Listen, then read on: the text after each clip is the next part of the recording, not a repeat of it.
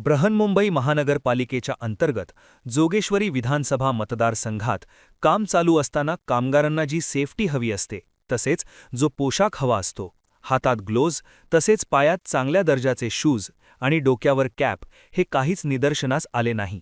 त्यामुळे माननीय शिवसेना युवा कामगार नेते आणि शिवसेना ग्राहक तक्रार निवारण कक्ष प्रमुख जोगेश्वरी विधानसभा यांनी तेथील कंत्राटदाराला जाब विचारला। कनोसा कॉन्व्हेंट हायस्कूल तथा होम फॉर दी एजेड यासमोरील मार्गावर रस्त्याच्या साईडला असणारे ब्लॉक तसेच रस्त्यामधील डिवायडरचे रंग काम करण्याचे काम बृहन्मुंबई महानगरपालिकेच्या मार्फत करण्यात येत होते। या दरम्यान महेश पालव यांच्या असे निदर्शनास आले की जे ब्लॉक रंगकाम चालू होते ते ब्लॉक सर्वप्रथम जेट स्प्रेने साफ करून घेतले जातात, त्यानंतर त्यावर रंगकाम केले जाते। परंतु असे न करता त्या ब्लॉकच्या आजूबाजूला असणारा कचराही न उचलता डायरेक्ट त्या कचरा व धूळ असलेल्या ब्लॉकवर रंगकाम चालू होते। असे निदर्शनास आल्यावर महेश पालव यांनी तात्काळ जाऊन तेथील कंत्राटदाराला सदर बाबतीत जाब विचारला असता कंत्राटदाराने सांगितले की वॉटर जेट स्प्रे सध्या आमच्याकडे तात्काळ उपलब्ध नाही। हे पुरेसे कारण नव्हते। या दरम्यान त्याने कामगारही कमी आहेत आणि हे काम लवकर करून घेणे फार गरजेचे आहे असे सांगितले।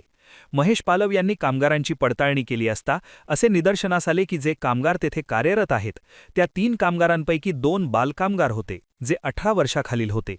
त्यांचेकडे त्यांचे जॉईंट वर्क लेटर किंवा आधार कार्डही नव्हते। असे असताना त्यांच्या कंत्राटदाराला त्याचा जाब विचारला असता कंत्राटदाराने सांगितले की कामगारांची फारशी कमी होती, तुटवडा होता आणि काम लवकर करून घेणे गरजेचे होते। यासाठी आम्ही तत्काळ बोलावून घेतले आहे। हे बालकामगार बांद्रे धारावी विभागातील स्थित आहेत असे त्यांनी सांगितले। सदर कंत्राटदारावर बालकामगार कार्यरत केल्यान्वये त्याच्यावर कायद्याअंतर्गत कारवाई केलेली आहे। महेश पालव यांनी आमच्या प्रतिनिधीशी बोलताना सांगितले की बृहन्मुंबई महानगरपालिकेच्या वरिष्ठ अधिकारी जे कंत्राटदार काही कामांसाठी कार्यरत करतात त्यांची आणि त्यांनी जे कामगार त्या कामासाठी कार्यरत केले आहेत त्यांची पडताळणी करून घ्यावी।